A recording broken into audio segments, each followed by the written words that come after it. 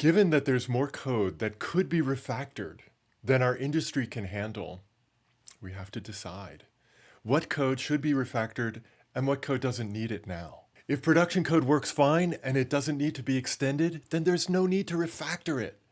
Refactoring code is risky, so we want to make sure that when we do it, the ends justify the means. Here are 7 strategies for when to refactor code.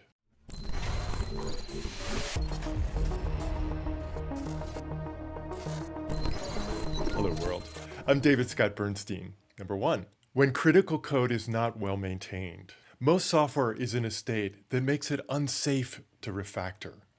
If code is in production and working, then touching it, even in seemingly minor ways, can break it in unexpected ways. And for this reason, it's not wise to touch legacy code.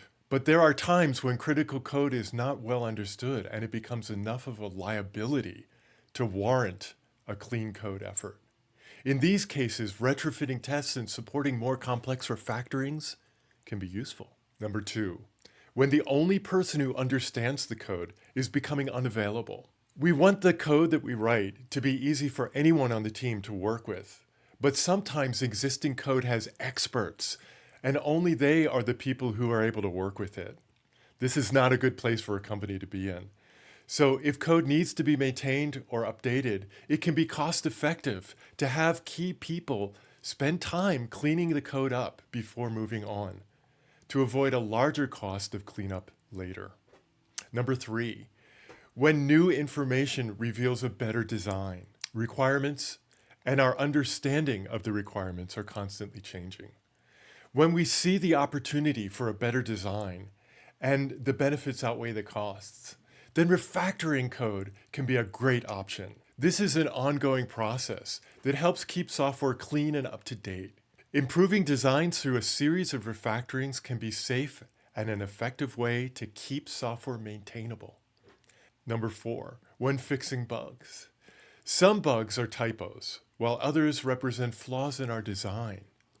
Often, a bug in code is a symptom of a flaw in our development process. Bugs represent missing tests in the system that should have been there. It might be missing because it was difficult to write, in which case we can refactor the code to make it easier to test, and then write the test. Then, when we fix the bug, the test passes and all is right in the world again. Number 5, when adding a new feature.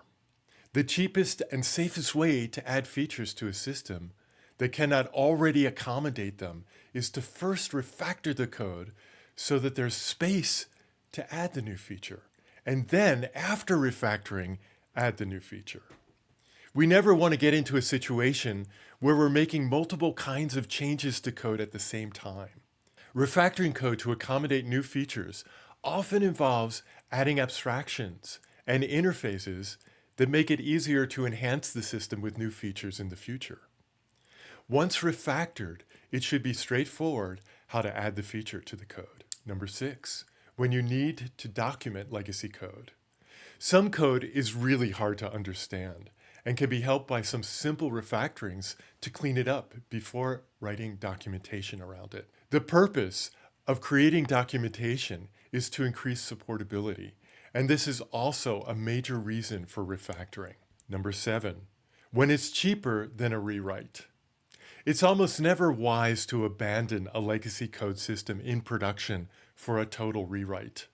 Rewritten applications often end up with as much technical debt as the original.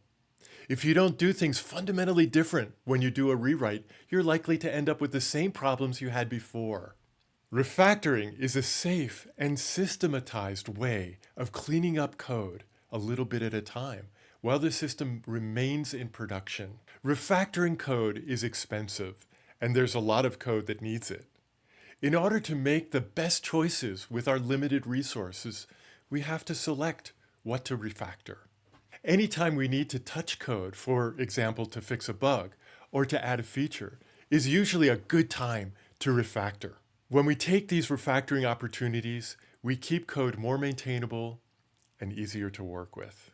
If you found this valuable, then check out the next video. Until then, happy coding.